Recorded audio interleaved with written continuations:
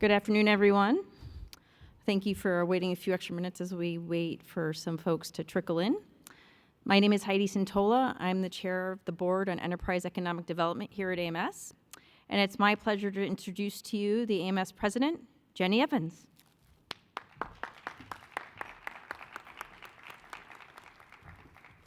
Thanks, Heidi. And it's my pleasure to be able to introduce our speaker for today. I've got my computer there because my phone's about to die. So I'm very happy to welcome Carl Spector. And let me just give you a little background. Carl was appointed the Commissioner of the Environment for the City of Boston in 2015. And as the Environmental Commissioner, he oversees programs related to climate mitigation and adaptation, environmental protection, historic preservation, and other aspects of sustainability. Among the related programs, the Environment Department also includes Air Pollution and Control Commission, the Conservation Commission, and the Boston Landmarks Commission.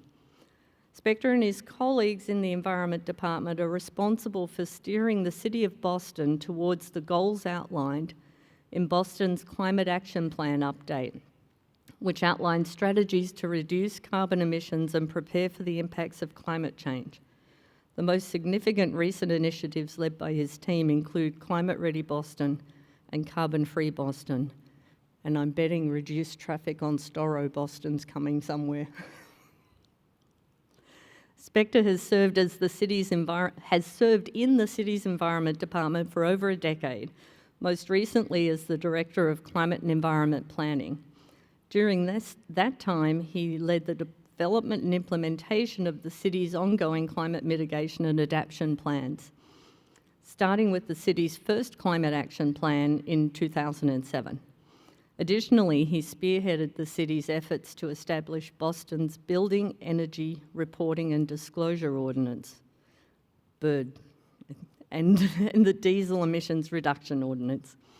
Prior to his time with the city, he worked in government and private industry on energy, environment, and other matters, including at the U.S. Environmental Protection Agency and Government Accountability Office. Spector received his BA in Physics from Princeton University and MS in Environmental Science from UMass Boston. He currently lives in Jamaica Plain with his wife and son.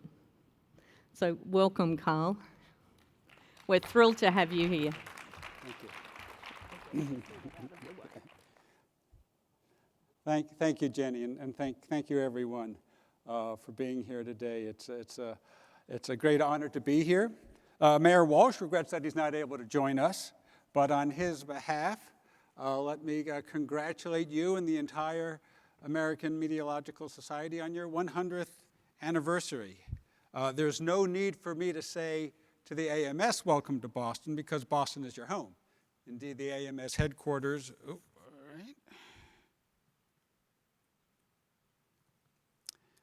Indeed, the AMS headquarters is just a few doors down from the Parkman House, the official residence of the mayor of Boston.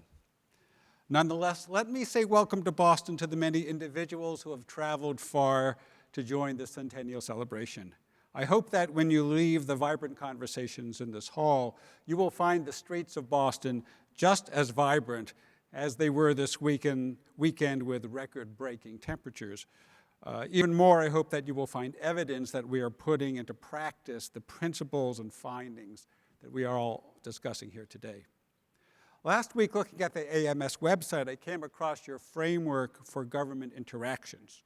The goals of that framework include, and I quote, working to ensure that policy is built on a foundation of science, fostering an environment in which the government, academic, and private sectors work cooperatively to serve the public good, and broadening the appreciation of the advances that have been made in the sciences and the value those advances can provide to the nation and the world.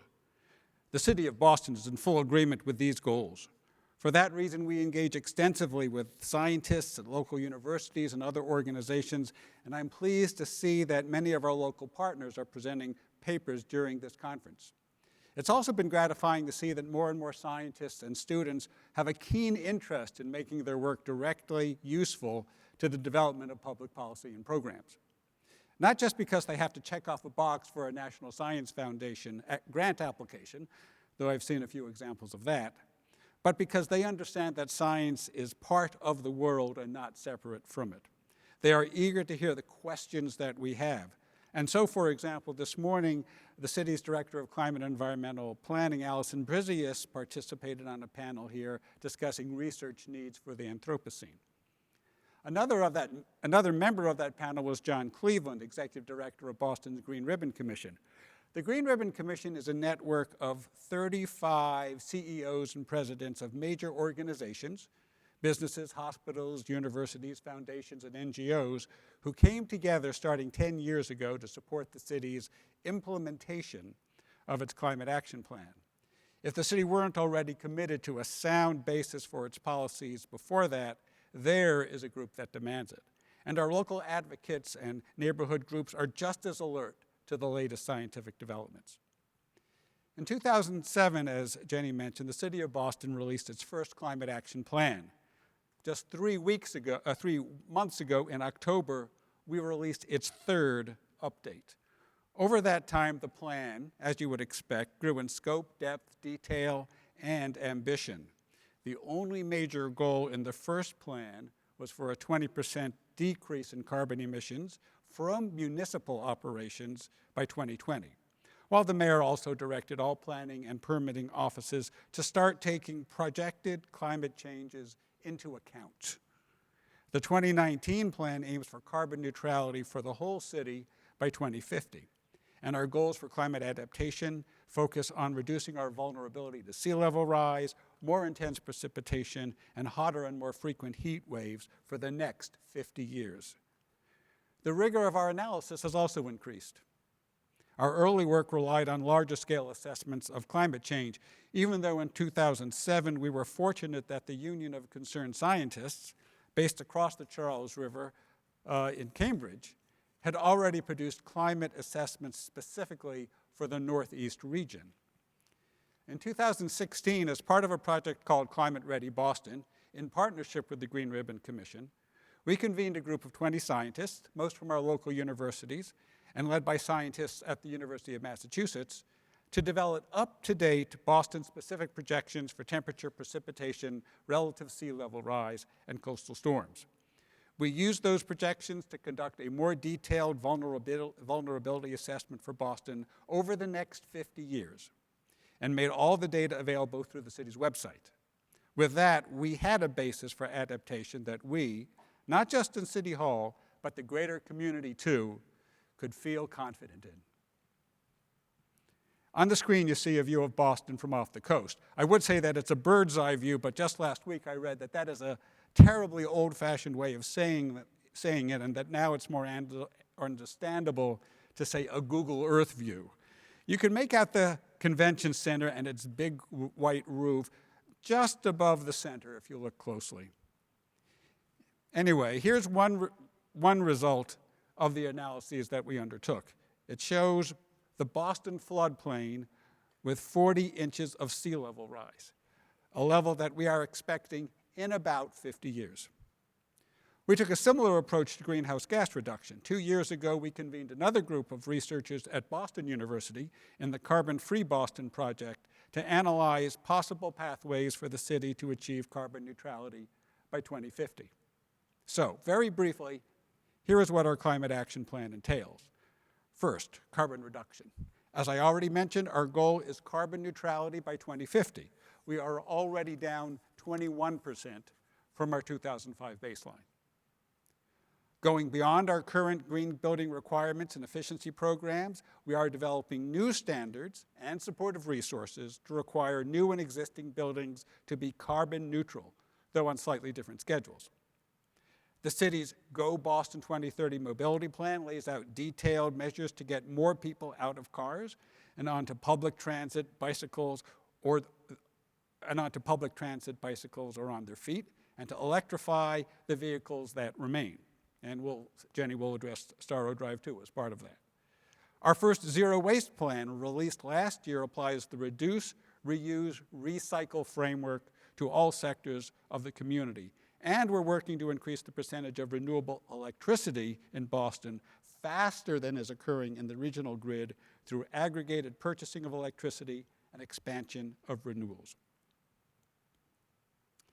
In regard to climate adaptation, we're halfway through a series of detailed neighborhood plans to protect the city against the 1% chance flood with 40 inches of sea level rise. We've developed equivalent standards for new private development, and we're taking short-term actions for high priority areas, that is, those that are already vulnerable to flooding. The Boston Water and Sewer Commission is leading efforts to prepare for a 20% increase in the precipitation from its design storm, that is the 10-year, 24-hour storm, over the next 30 to 50 years. Expansion of green infrastructure is, of course, a major part of that. And we want to expand that green infrastructure and other measures to mitigate the risks from increasing temperature. Finally, we are, of course, alert to the current increasing risks of weather and other extreme events now. Tomorrow morning, the city's Director of Emergency Management, Shumaine Bedford, is speaking on the panel on extreme weather risk management, and I encourage you to attend that to hear him. All of this work is not different from what other cities are doing. Compared to most other cities in the United States, Boston may have gotten started on climate a little earlier and expanded a little faster and had solid support from our state government and the community, and we have received some recognition as a result. But we have had much to learn and will continue to learn from other cities in the US and around the world. You have the American Meteorological Society. To exchange our knowledge and experiences, my colleagues in City Hall and I have opportunities through organizations such as Climate Mayors, a network of which Mayor Walsh is a co-chair, that includes over 400 US cities, and we have the Urban Sustainability Directors Network, including about 200 North American cities. At the global level, Boston belongs to C40, another network of 100 cities from every region around the world. In October, I had the privilege of accompanying Mayor Walsh to Copenhagen for the biannual C40 Summit. Mayor Walsh is a vice chair and a member of the steering committee of C40. I can tell you that mayors, city staff, and other members of the world community of business and advocates alike were avid to talk, to exchange information. In particular, they want to know what does and what doesn't work to achieve actual carbon reductions and to improve resilience. We, as a global community, at least at the cities, are not just talking anymore. We are taking action, and that's the focus of what we want to do. An important theme of our work in Boston and in many other cities is that climate action does not occur in isolation. It can and must address multiple needs of the community. If you go out the main doors of the convention center, turn left and walk down Summer Street, in a few minutes you will be in the historic Fort Point district. 35 years ago, those old industrial buildings were mostly lofts for artists and musicians looking for big, cheap space. Now, there are some artists left, but there are also design firms, good restaurants, renovated offices, and condos. A couple of blocks more, and you will come to the Fort Point Channel. Turn right and go another minute up the Harbor Walk, and you reach Martin's Park, and you'll recognize it when you get there. That park was completed last year and is dedicated to the memory of Martin Richard, a local 8-year-old boy killed in the 2013 Boston Marathon bombing. It's obvious that it's a beautiful, exciting place for kids and adults alike. What's not as obvious is that it's a component of the sea level rise and flood protection system that we're building for Boston.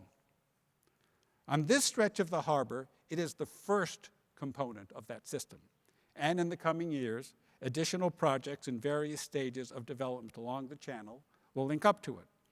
What the park also does is welcome everyone to the waterfront. It encourages play and exercise in the middle of the city, and it brings people together.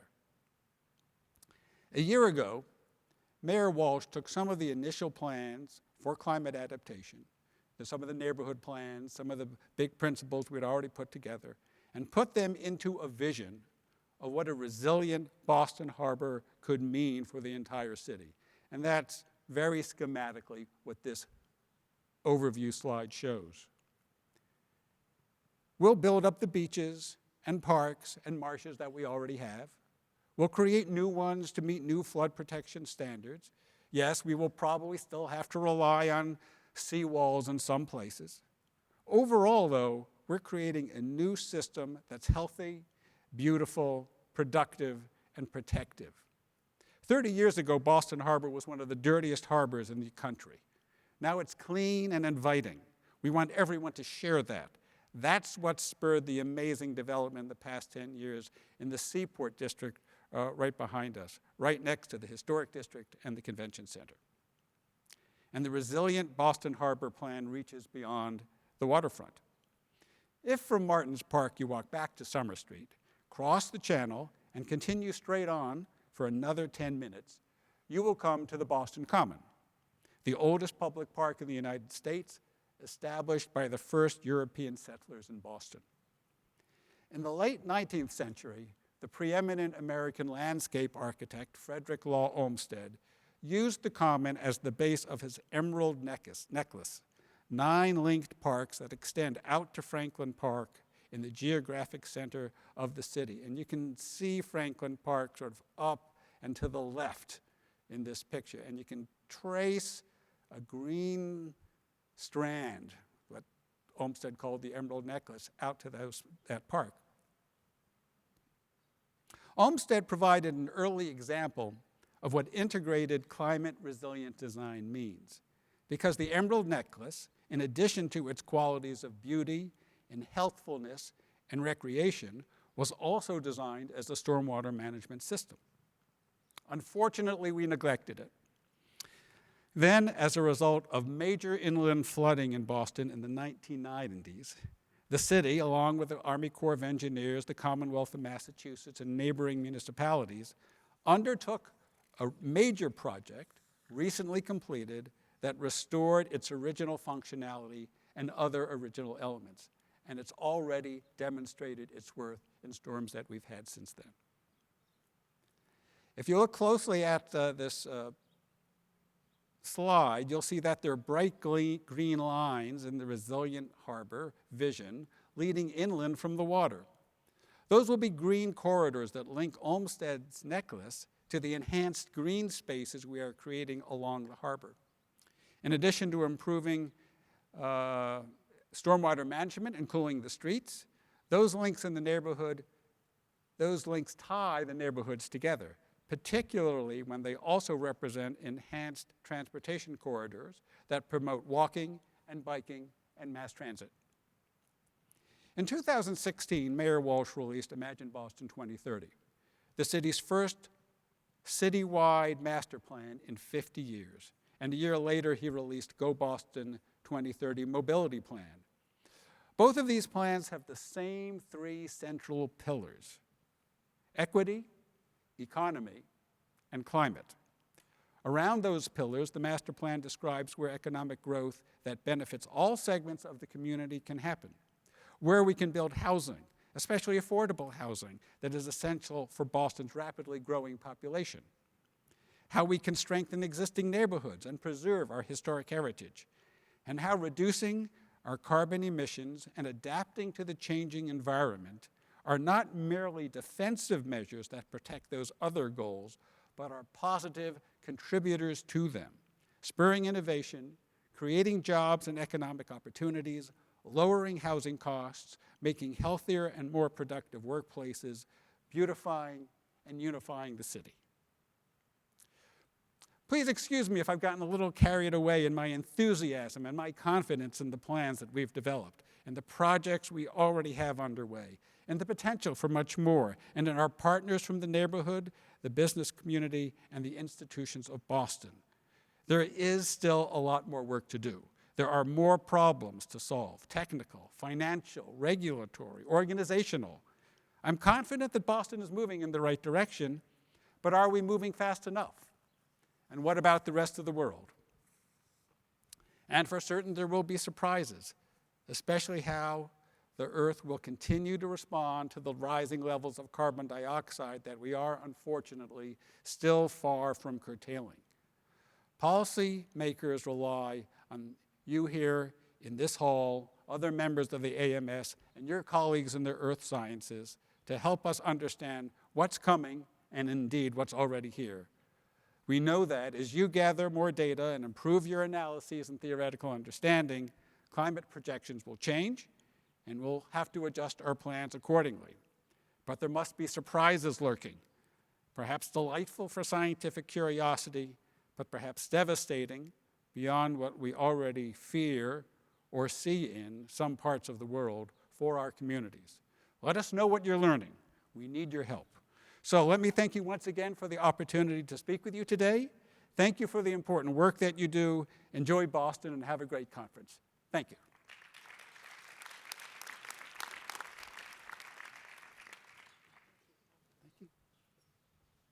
So we're now, is this on? So we're now going to just take some time to have a bit of a conversation. I think Carl started us off with some fantastic thoughts about what Boston's doing, what cities around the world can be doing. And so I think we have a great audience here to try and add to that discussion. So I'm just going to go sit over here. You're welcome to ask questions. I see we do have one microphone, so feel free to use that. Or if you speak from your chair, stand up and remember I'm half deaf and I have to hear it.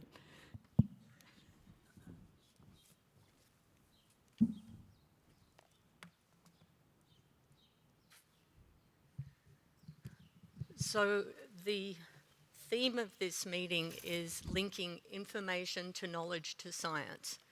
And what we mean by that is we see the weather and climate community, as you were talking about, as central to helping build societal resilience. But to do that, we have to take the work we do and translate it into usable information for people to take action.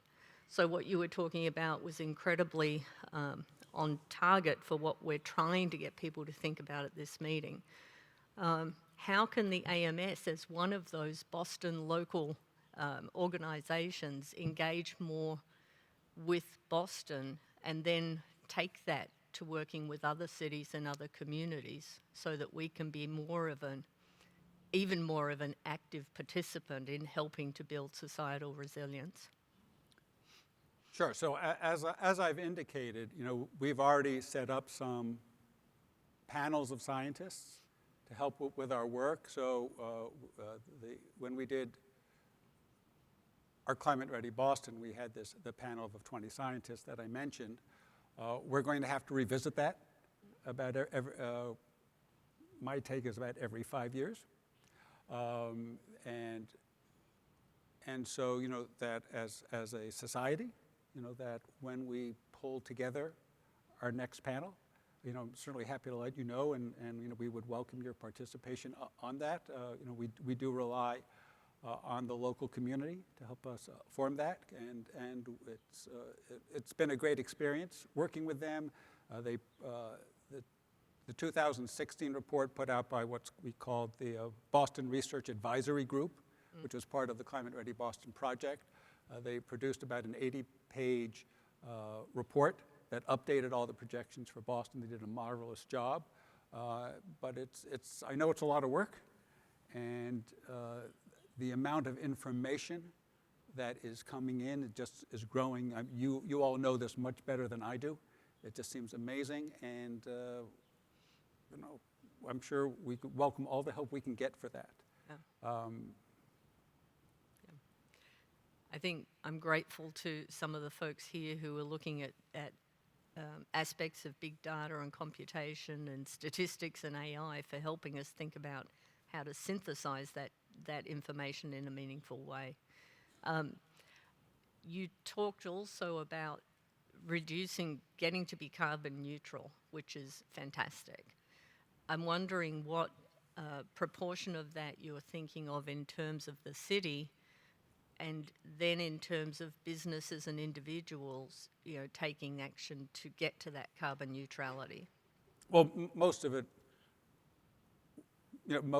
is in the community. The government operations is 1 or 2% of the total emissions, carbon emissions for the city of Boston. We are very fortunate in Boston. We've had an enormously supportive business and institutional community. About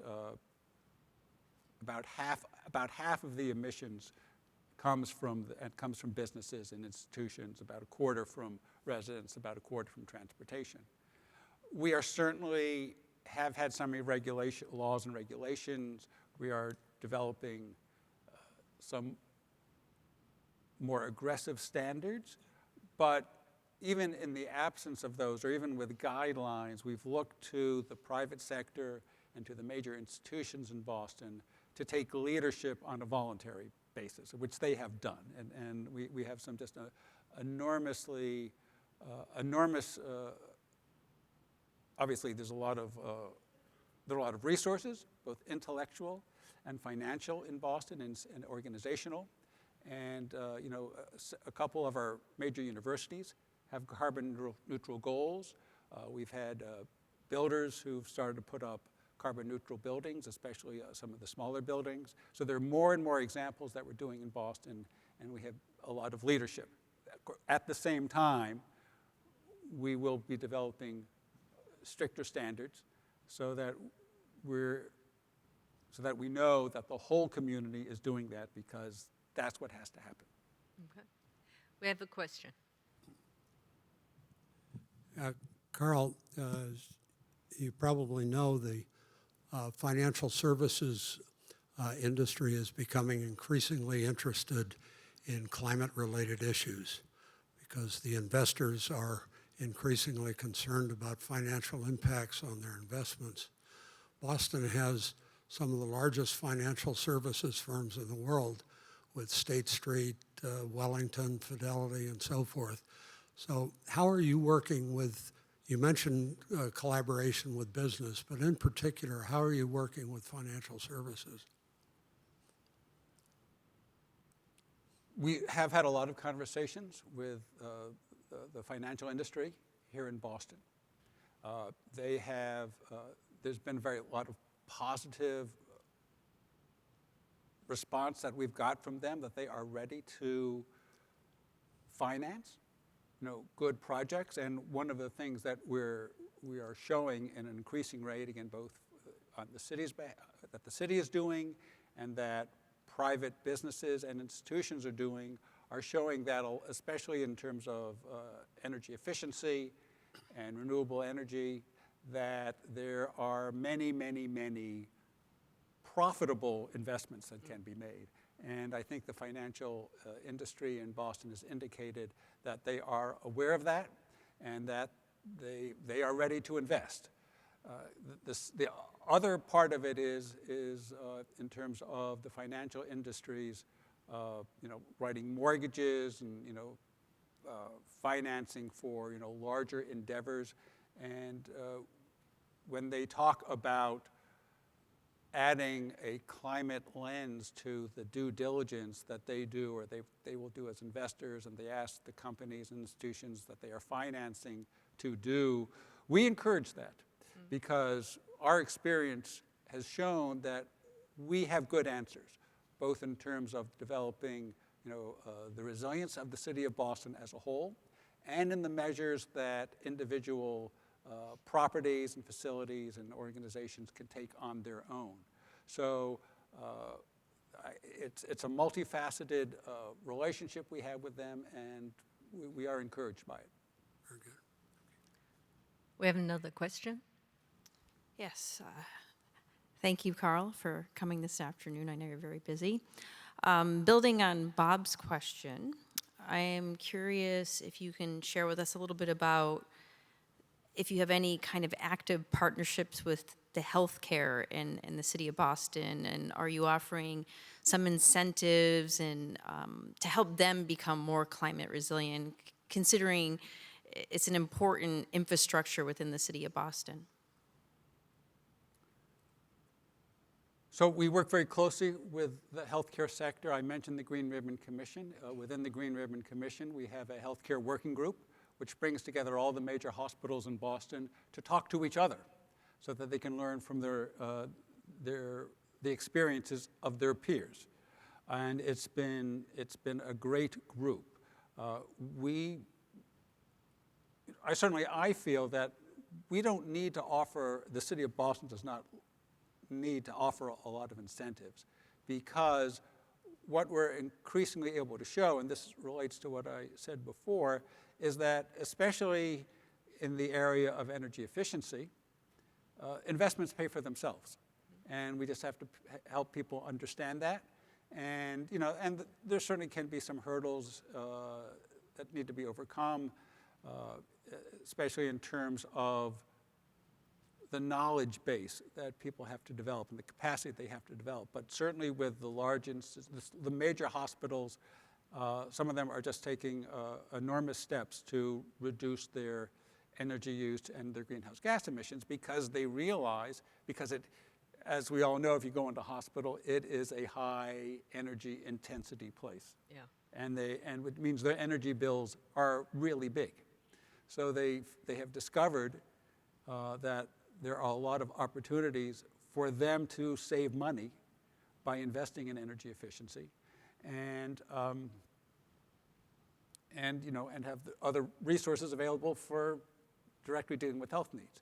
In resilience, the hospitals, again, recognize that it's within their own self-interest to address. Now, we are inviting them into our conversations as we're developing plans for protecting the city as a whole, so that they can see how the measures that we're planning to take protect their institutions, and so they're part of that conversation.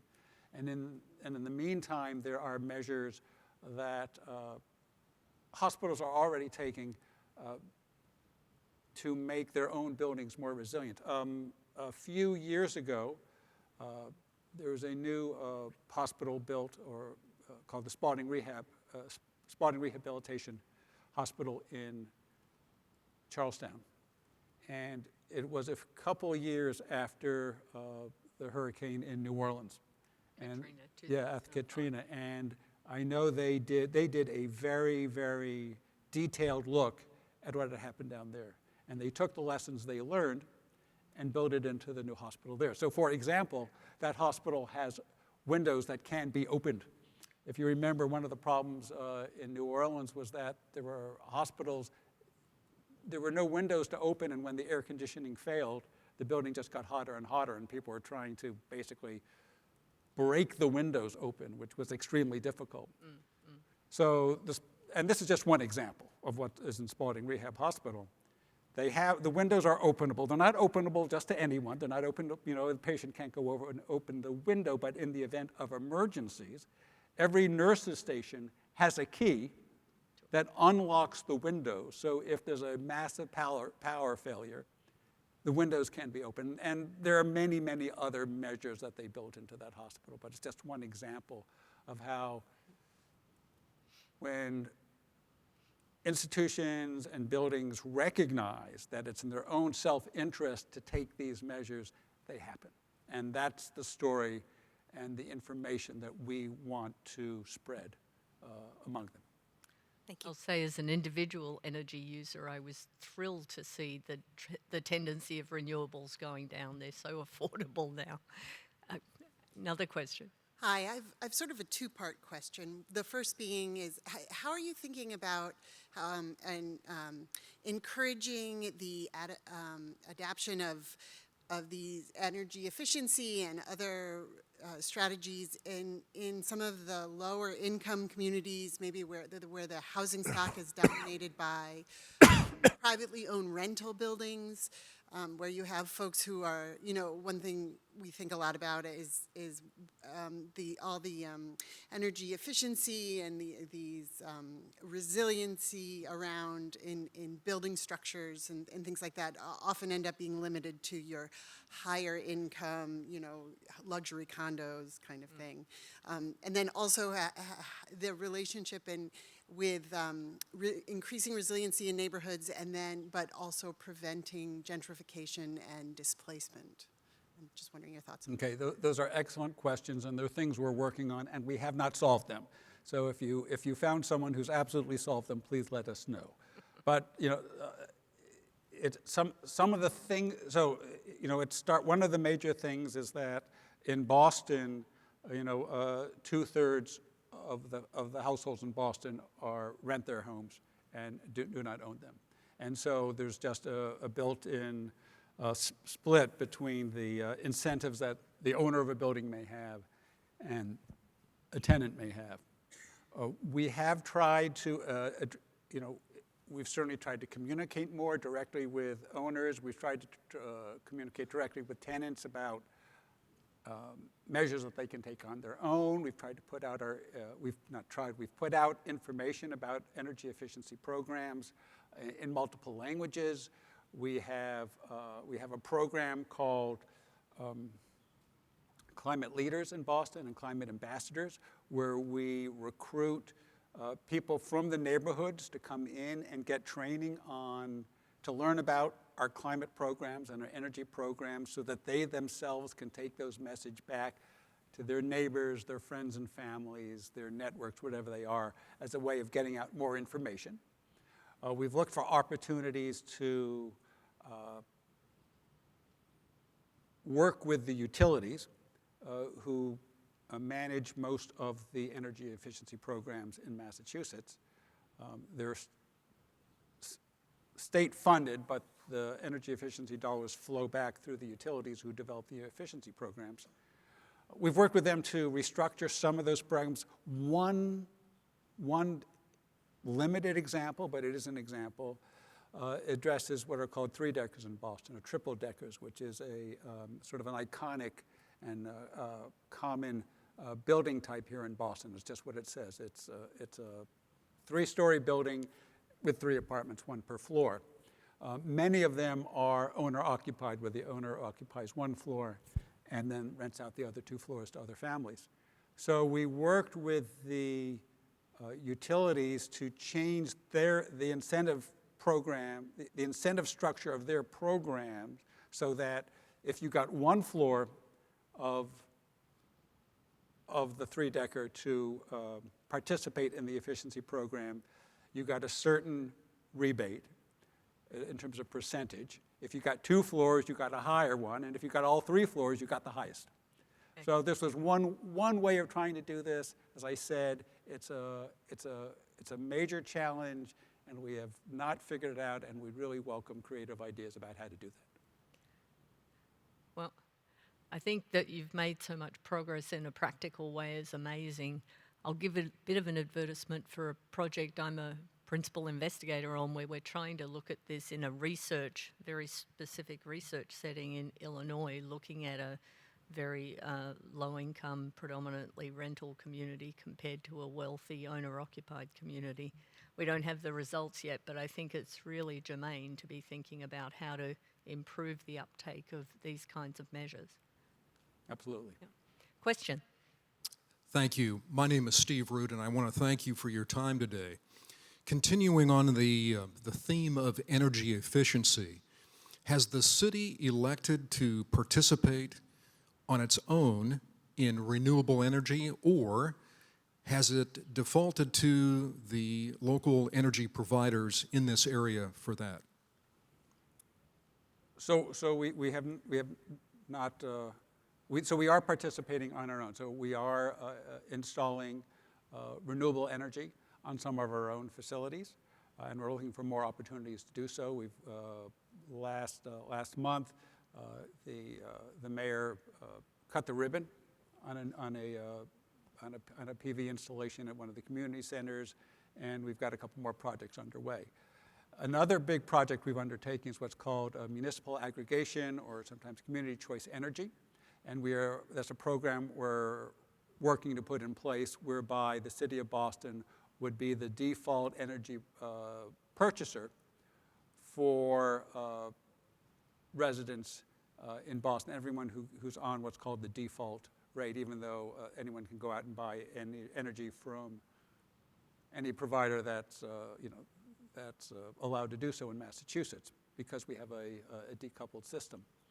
So as part of developing that municipal aggregation program, our intent is to include a higher proportion of renewable energy than is currently available through the the grid as a whole.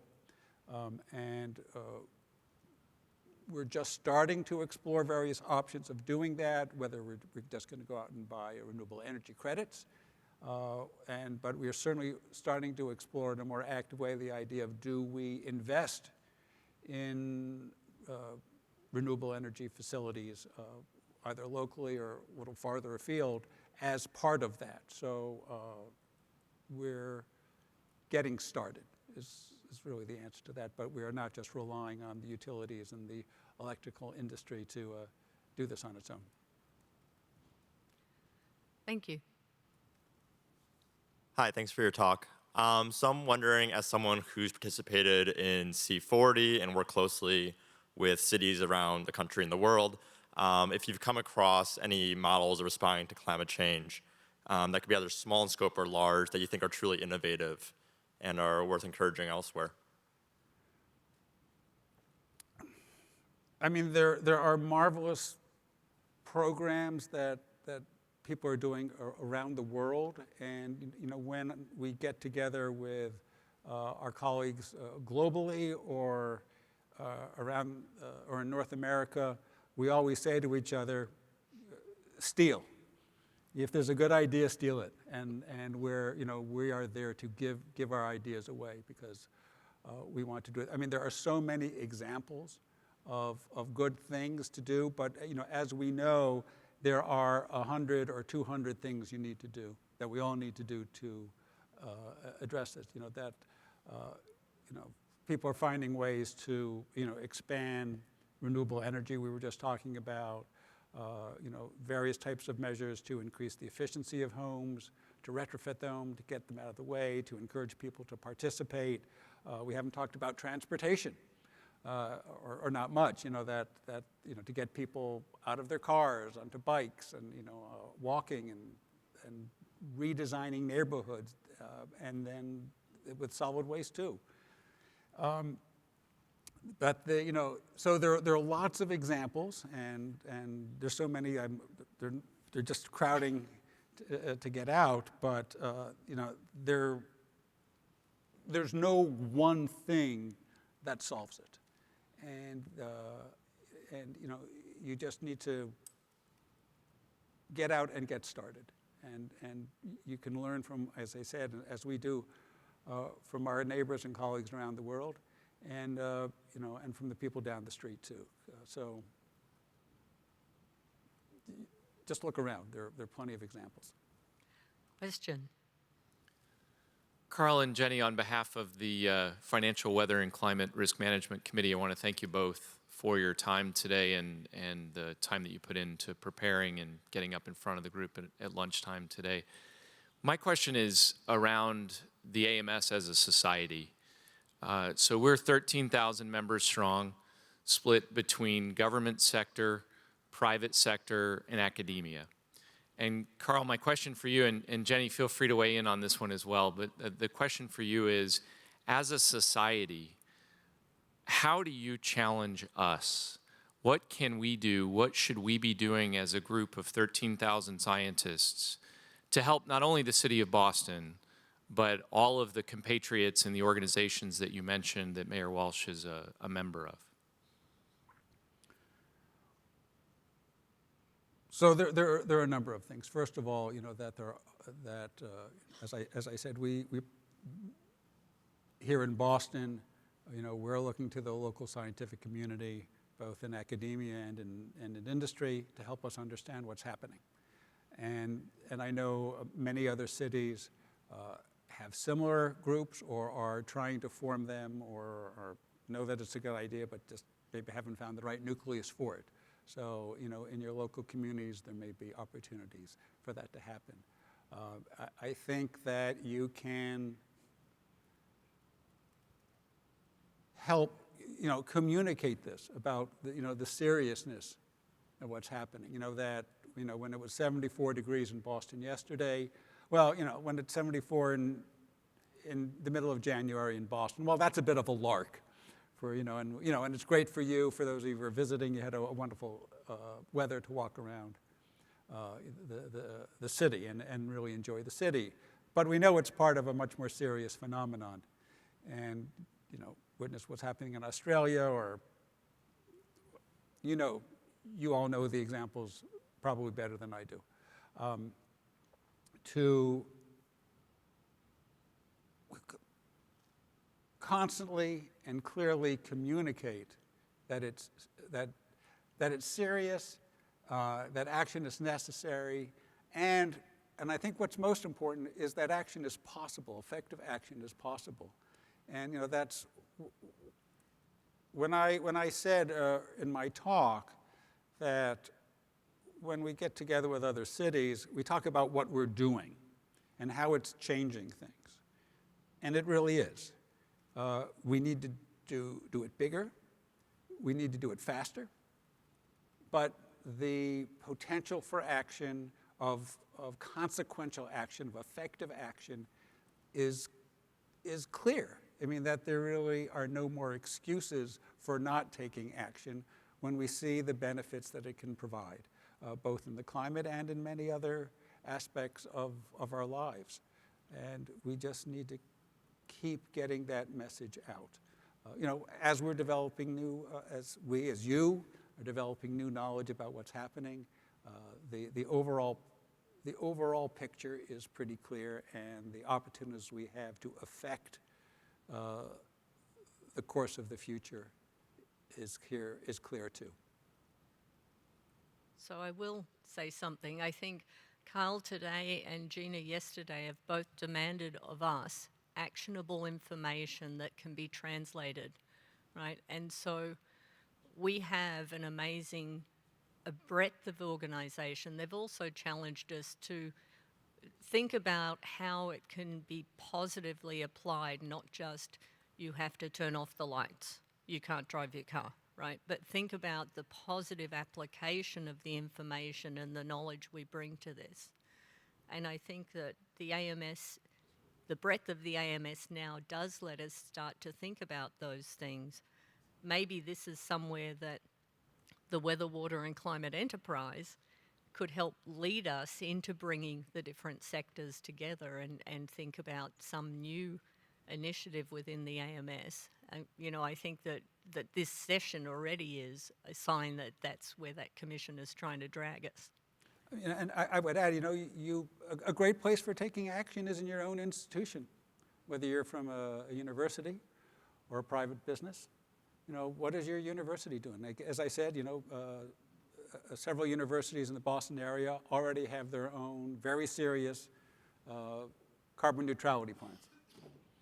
You know, and there are more and more businesses that are putting in place their own climate plans to reduce their own, you know, to get to carbon neutrality on their own, and that's a great place to start. You know, that when we establish requirements for new buildings or for private, you know, for privately owned buildings, institutional in buildings in Boston, we in City Hall say we have to show that we are doing it for our own buildings first, because we're doing that. The mayor takes that very seriously. Last month, Mayor Walsh signed an executive order requiring that all new municipal buildings will be carbon neutral. And so going forward, all our new buildings will be carbon neutral. And we also have in place a very extensive program called the Renew Boston Trust, but a program to go systematically through all of the city-owned buildings, schools, libraries, firehouses, et cetera, and getting maximum energy efficiency out of them, maximum renewable energy out of them. You know, that is effective, substantial, and also economic. And that we've got a long list of projects we're doing that, so that we can, again, go out to the private sector and the institutional community and said, we are doing this, we know it can be done, we need you to do it too. We have another question. Hi. You just mentioned that you're trying to reach carbon neutrality by 2050, and I was just curious how the city of Boston defines carbon neutrality and like which entities you consider contributing to your emissions and which you don't. Sure. So right now, basically we're counting energy use in buildings and in transportation, and some emissions from waste-related activities. I suspect that will probably change over the next 10 years. We are starting to look very hard at what it might mean to do, for example, a consumption-based inventory. But that's how we're proceeding at the moment. I thought there was another one. Firstly, thank you, Mr. Spector, for coming and speaking to us today. What are you and the city doing to incentivize and educate the management for the larger institutions and companies in Boston to go carbon neutral and to become more climate resilient when it is often viewed as a potentially expensive endeavor, especially in the short term? I go to a lot of meetings. I meet with a lot of people. I mentioned the Green Ribbon Commission. That includes of 35 people, that includes the largest institutions and private businesses in Boston. And through that, so we're working through them and their working groups because their working groups extend far beyond their base membership. We talk a lot with, the real estate associations, we're talking with the individuals, the groups in Boston, and spreading that message. As I said, we are very fortunate in Boston that we've had a supportive Boston community, especially in not just in the neighborhoods and the advocates, but among businesses and institutions for over 10 years, as exemplified by the Green Ribbon Commission. That means that I don't have to call up the head of a hospital or the head of the university. I can ask the head of a hospital or the head of a university or the head of a large company that's already made progress and commitments in this area to call up his colleague so that it's a peer-to-peer conversation and not just something coming from me. And we've worked very hard to grow that, and it's been very effective, and it's a real strength that we have here in Boston, that we have had that kind of extensive support and participation in many sectors of the Boston community. So we've heard, that Boston is a centre of finance and it is a centre of healthcare. It's also a centre of education, and you've talked some about how education's important, and there's the wealth of these organisations. Is there any sort of novel way that either Boston or the community of universities and schools in the area are trying to help us communicate the importance of this? Of the challenge of this being the challenge of sustainability, of acting on climate change, of taking it local. Yeah, well, I'm not sure it's particularly novel, but it's very strong.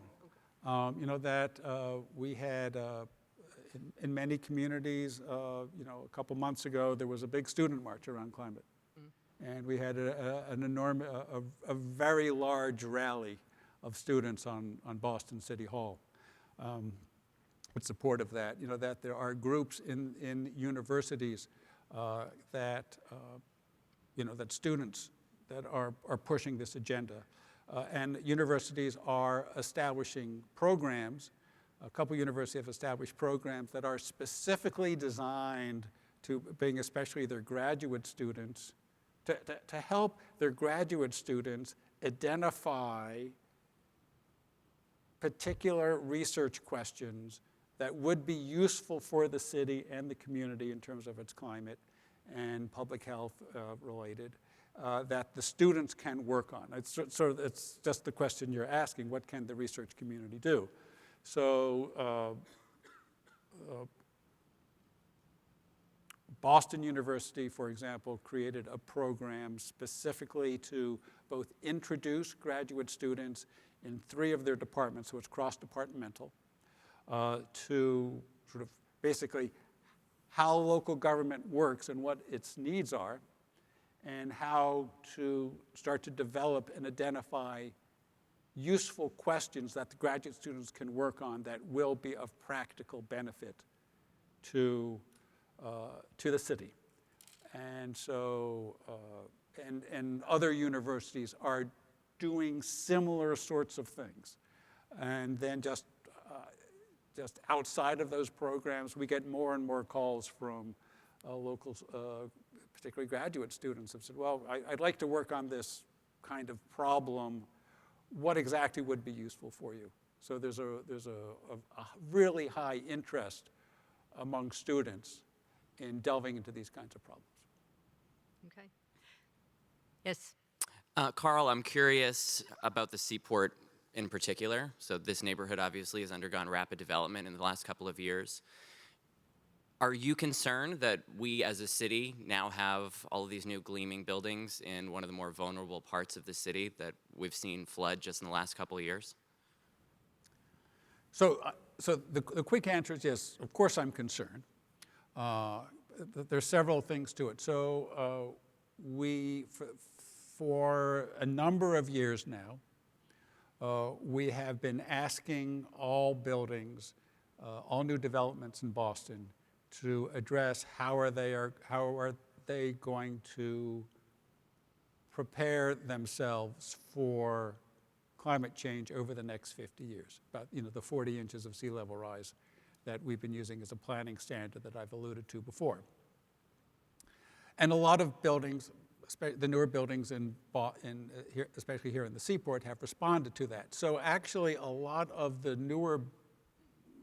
most of the newer buildings individually are in pretty good shape. Now it's not 100%, but when we had the flooding here 2 years ago, a lot of the newer buildings, again, as an individual building, the building itself was okay. Of course, there are older buildings, like in the Fort Point Channel area, in the Fort Point Historic District that I mentioned, that were built 100 years ago and are not so prepared. So we have the sorts of climate-ready Boston projects that I talked about, with Martin's Park being as an exemplar of that. So that will protect the whole neighborhood, and obviously doing the same thing in other neighborhoods too. And then how do we look at the infrastructure and work with the infrastructure agencies, the utilities, the Massachusetts Bay Transportation Authority, to make sure that those systems are working. Now, again, we haven't solved it all, but it's, again, we've been getting pretty good responses from developers over the past 5 years and more, and there's so many new buildings here in the Seaport that's reflected in the way these buildings are built. And we're continuing to develop new standards.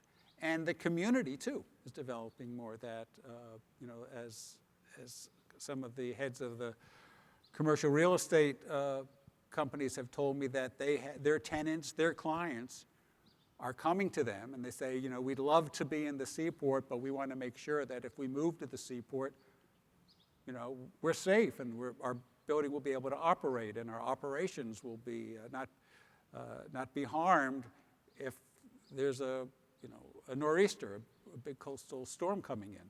And so they, again, in terms of self-interest, they see that they need to be able to respond positively to that and show what they're doing. So both what we've been asking and what the market is asking is coming together to reinforce the message that we have to build the buildings the right way, and that those are the individual buildings, and then, of course, and then the city, how do we protect and develop the infrastructure, the public infrastructure around it that works together with the protection of the individual buildings. So plenty to do, not solved, but a lot of good progress. Just one more follow-up before I let you go, if you don't mind.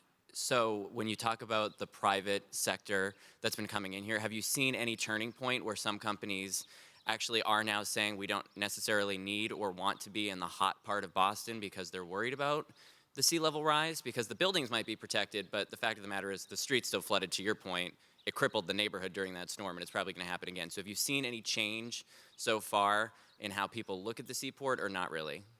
And thank you. If you go out, walk out the convention center and look across, you can see the construction is just zooming ahead. So we're not seeing that effect, and we don't want to see that effect, and that's certainly one of the things that motivates us in developing our climate plans. So I'm just going to take a couple more questions. We have one here. If you've got a burning question you've been thinking of asking, please come forward. Thank you. Hi, thank you so much for this session. So I'm Chris Darden with the National Weather Service in Birmingham. So I come from a state that is kind of corporately and politically, I want to say it nicely, neutral when it comes to climate change. But when I go out and talk to the public individually, I get a lot of questions about it. And I get a lot of questions about it in the concerned category. People are concerned about it. They might not say it in a group, but individually they're concerned. A lot of times the question I get is, what can I do about it? And what can my family do about it? So I would pose the question, as someone who, you guys maybe are at step 3 or at step 4, we're trying to get to step 1, okay? So I would ask, as someone who's trying to be a change agent in the state, how would I communicate that to a family or an individual or maybe even a business that's asking that question? As I said, there's not one thing that we need to do, whether it's in regard to reducing our carbon emissions or in terms of climate adaptation, preparing for the changes we can't avoid. There are a couple hundred things to do. And that's at all scales. Even in Boston, where our climate planning is a little more advanced, if a family comes up to me and says, well, what should I do? One of the first things I say is, do you have an emergency plan for your family? And that's not just about climate change. If there's a fire, if there's some sort of security emergency, or a tornado, whatever it is, it might not have anything to do with climate change. Does your family have an emergency plan, a communications plan, whatever it is, but that's a part of being prepared for climate, and of course it goes much beyond that. And our Office of Emergency Management and our public health commissions have programs to help families put those kinds of plans together. What sort of documents you need, what kind of communication protocol your family should have. Anyway, so that's an example. But you can make your home more efficient, and if by making your home more efficient, you'll save on your energy bills and your home will be more comfortable. So people can do that. They can work. They can try to influence what's happening in their businesses. They can call their state legislators, or their national legislators. Their city legislators. Their city legislators, absolutely. Call their mayor, call their senator. So there are so many opportunities, so many ways that people can get involved, and at their own comfort level. And it's just a matter of what I, it's just a matter of getting started. When we started, so our first climate action plan was in 2007. And obviously we've come a long way since then. And now sometimes I talk with colleagues from, usually smaller cities, and they say, well, we don't have the resources to do this big plan that Boston has, so we don't have all this data and information. We really don't have the capacity to bring it all together. What can we do? And I said, well, there's so much to do. And I'll give you an example from Boston. In the early years, probably about 7, 8 years ago, we decided to do a vulnerability assessment for municipal operations. And we got all the operational departments together, public works, libraries, police, schools, and people who actually had to run programs in buildings. And I say, we want you to do an assessment of how your operations are going to be affected by climate change. And they said, well, we need to hire an expert, we need to hire a consultant to do this. And I said, no, you don't. And they say, well, why not? I said, well, because your building, the guys who run your buildings, and probably some women too, but mostly guys, so excuse me. I said, the people who run your buildings, your facility managers, they know which buildings flood when there's a really big rain. Or they know which buildings flood when there's a nor'easter that pulls in, comes into Boston Harbor for 3 days. Or they know which buildings overheat when it's a hot day in the summer. I said, so in the buildings where that already happens, it's going to get worse, right? And then the buildings that don't happen yet, but you're worried about. I said, well, in those buildings, it's going to start happening, right? Now, no, just go through there. Go through those 2 lists of buildings that I've just given you, and I'll give you some numbers if you really want to. I said, just go through that, and then identify what's critical for your operations. Whatever your operations are for your department. Which buildings are you really worried about, and which ones are most important for running your programs, right? And then give me the priority list and tell me what the next step is. Don't tell me how you solve the problem. Just tell me what the next step is that you think you need to do. And then we'll try to help you take that next step, right? So based on local knowledge, what people already knew and appreciated about their own buildings and their own operations, without a lot of detail, they could start to do a vulnerability assessment. Now, obviously, at this point, we've got a lot much more detailed operations, but it was a real starting point, and it is a real starting point. There's nothing phony about that, and to just get people thinking about what's at risk and what's the next step is a huge step, and whether it's a city, a university, a business, or a family, that they can do that. And so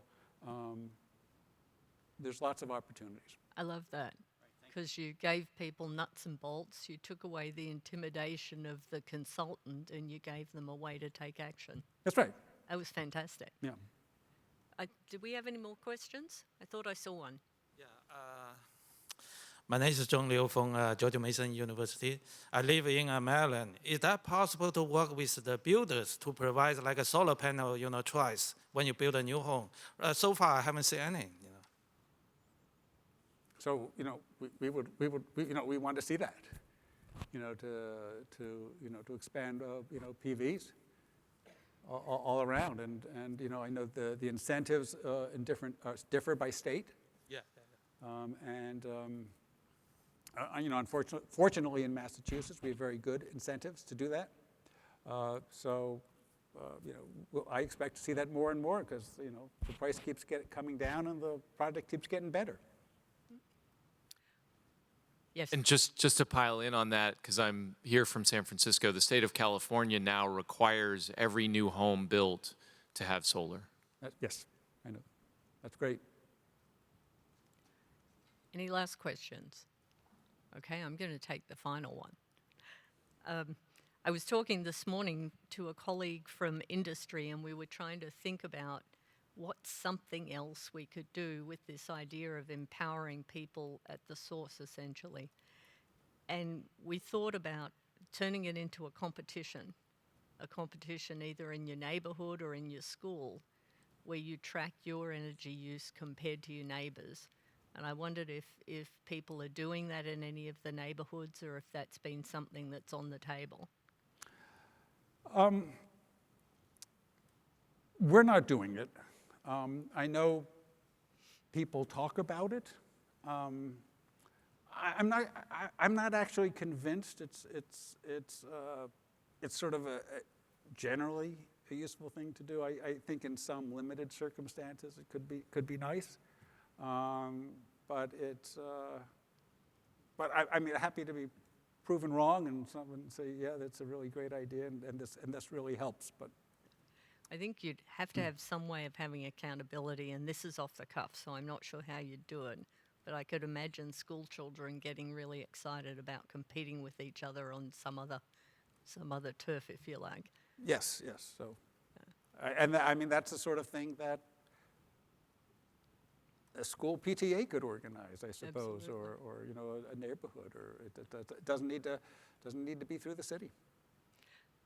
Well, I'm thrilled to have had Carl here today. I think he's really shared a lot about what Boston's doing, and they really are ahead of the curve. And the people who've asked all these questions, I think, show how the AMS is evolving and really trying to have more a boots on the ground approach to taking our science to action and collaboration. And so thanks to all of you who participated today, and thanks especially to Carl for leading this discussion.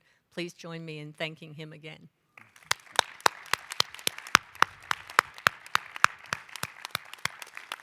Thank you so much. Yeah, I was pleased.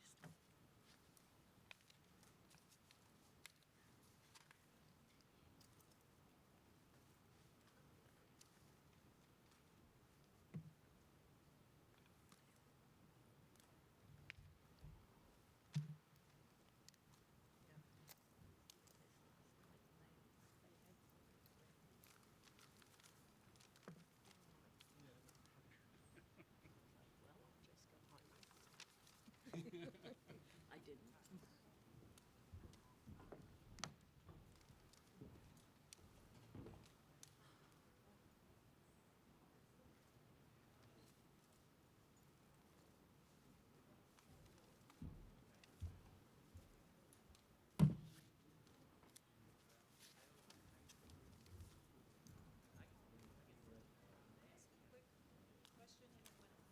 Oh, sure. So I live in Amesbury, which is north of the city, of Salisbury Beach. Yep. I